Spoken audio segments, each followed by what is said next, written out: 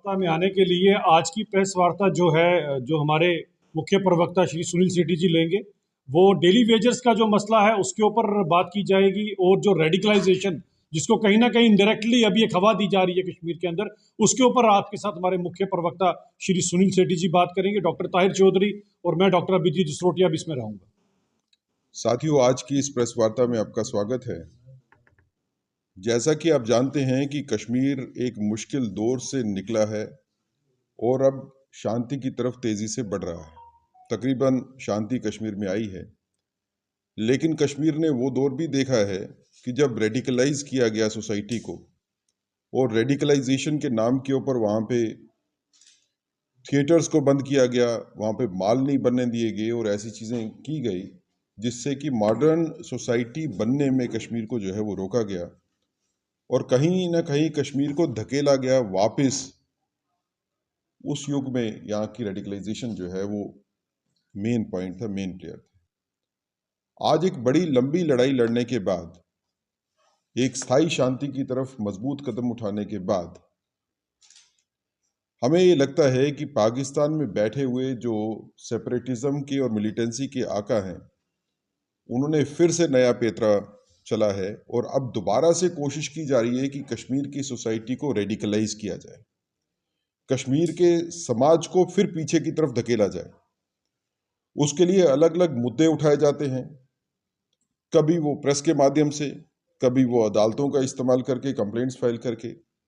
और अनफॉर्चुनेटली जो elected representatives हैं वो भी उन मुद्दों को आगे ले जाने में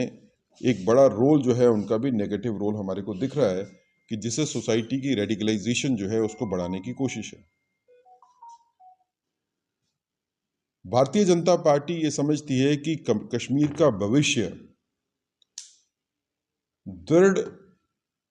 टूरिज्म के ऊपर, एक मजबूत इकोनॉमी के ऊपर टिका हुआ है। आप टूरिज्म और रेडिकलाइजेशन एक ही जगह पे नहीं बोल सकते। टूरिज्म और रेडिकलाइजेशन एंटीथीसिस है, एक दूसरे के अगेंस्ट है, एक दूसरे के पूरक नहीं है। आप बाकी पूरे हिंदुस्तान के लोगों को, पूरी दुनिया के लोगों को इनवाइट करते हो कि टूरिस्ट के नाते आप कश्मीर में आइए, लेकिन बात करते हो सोसाइटी को उसके साथ ही रेडिकलाइज करने की, फिर पीछे लेके जाने की। तो ये दोनों चीज़ें इकट्ठी नहीं चलेंगी। कश्मीर के समाज को और कश्मीर के वो पॉलिटिकल जमात और नॉन पॉलिटिकल जमात को समझना पड़ेगा कि कश्मीर को आगे बढ़ना है, और कश्मीर को अगर आगे बढ़ना है तो वो जो सभ्य समाज जैसे बाकी सब आगे बढ़ रहे हैं उसी तरीके से, उसी ढंग से हमारे को आगे बढ़ना पड़ेगा। दूसरी बात जिसके ऊपर हम चर्चा करना चाहते हैं वो है डेली वेजर्स का मुद्दा। डेली वेजर्स का मुद्दा काफी सालों से चर्चा में भी है, और डेली वेजर्स लगातार ये कोशिश कर रहे हैं कि उनकी रेगुलराइजेशन जो है वो हो, और उनको गारंटी हो रेगुलराइजेशन की। भारतीय जनता पार्टी ने भी अपने मैनिफेस्टो में ये चीज़ रखी थी कि अगर हम इलेक्शन जीत के गवर्नमेंट बनाएंगे तो हम सिस्टमेटिक ढंग से रेगुलराइज करेंगे सारे के सारे डेली वेजर्स, कंट्रेक्चुअल एम्प्लॉइज और बाकी जो लोग जो हैं अस्थायी रूप से जो काम करते हैं। और तकरीबन इसी तरह का मौक़िफ़ जो है वो नेशनल कॉन्फ्रेंस के मैनिफेस्टो में भी था। लेकिन आज जब डेली वेजर्स रेगुलराइजेशन की बात करते हैं तो उनको रेगुलराइजेशन की बात न करके उनको सिर्फ लॉलीपॉप दिया जाता है कि हम कमेटी बनाएंगे जो 1 साल तक जो है वो फैसला करेगी। और उसका रिजल्ट ये हुआ कि डेली वेजर्स अब जैसे पीएचई वाले हैं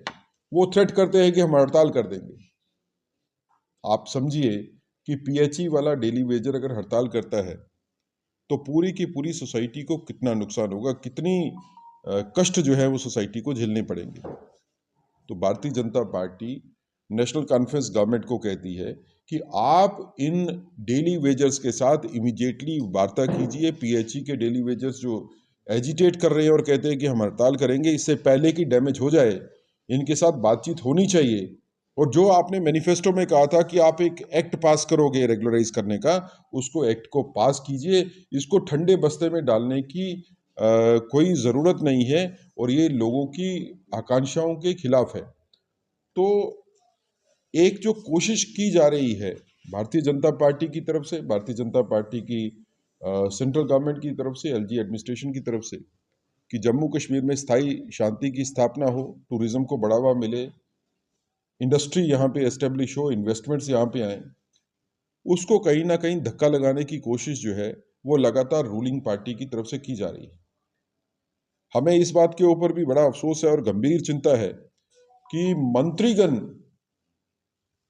और और रूलिंग पार्टी के मेंबर्स लेजिस्लेटिव असेंबली में और लेजिस्लेटिव असेंबली के बाहर भी ये बात करते हैं कि वो इंडस्ट्रियल हाउसेस जिनको जगह अलाट हुई है उनसे जगह वापस ले लो। एक चिंता का विषय है, एक डर का माहौल पैदा करने की कोशिश है, क्योंकि इन्वेस्टमेंट सारी की सारी जो है अगर आप देखेंगे तो उसमें ज़्यादातर इन्वेस्टमेंट जम्मू खित्ते में आई है, और आप इंडस्ट्रियल इन्वेस्टमेंट को अगर क्वेश्चन मार्क में लेके आओगे तो आगे भी काफ़ी देखने को मिला कि काफ़ी इंडस्ट्रियलिस्ट जो है वो डर के माहौल में यहाँ पे आने में राज़ी नहीं है। जिन्होंने कमिट किया है यहाँ पे इंडस्ट्री लगाने के लिए वो भी भागने की कोशिश कर रहे हैं। तो कुल मिला के हमारी नेशनल कॉन्फ्रेंस गवर्नमेंट से ये डिमांड है कि जो लोगों के साथ आपने वादे किए थे उन वादों को पूरा कीजिए। जो आपने टाइम बाउंड वादे किए थे उस टाइम बाउंड में ही पूरे होने चाहिए, और आप अपनी पार्टी लीडरशिप,